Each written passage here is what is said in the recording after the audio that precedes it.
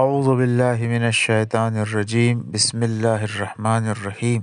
نہج البلاغہ خطبہ نمبر 124۔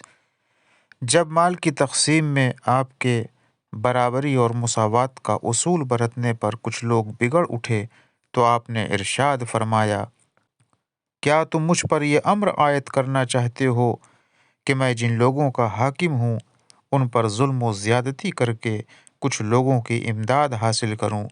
تو خدا کی قسم، جب تک دنیا کا قصہ چلتا رہے گا اور کچھ ستارے دوسرے ستاروں کی طرف جھکتے رہیں گے، میں اس چیز کے قریب بھی نہیں بھٹکوں گا۔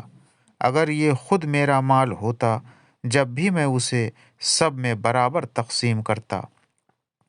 چہ جائے کہ یہ مال اللہ کا مال ہے، دیکھو بغیر کسی حق کے داد و دہش کرنا بے اعتدالی اور فضول خرچی ہے، اور یہ اپنے مرتکب کو دنیا میں بلند کر دیتی ہے لیکن آخرت میں پست کرتی ہے، اور لوگوں کے اندر عزت میں اضافہ کرتی ہے مگر اللہ کے نزدیک ذلیل کرتی ہے۔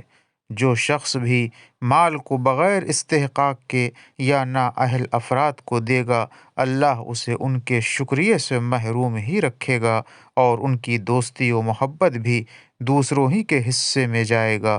اور اگر کسی دن اس کے پیر پھسل جائیں، یعنی فقر و تنگ دستی اسے گھیر لے اور ان کی امداد کا محتاج ہو جائے، تو وہ اس کے لیے بہت ہی برے ساتھی اور کمینے دوست ثابت ہوں گے۔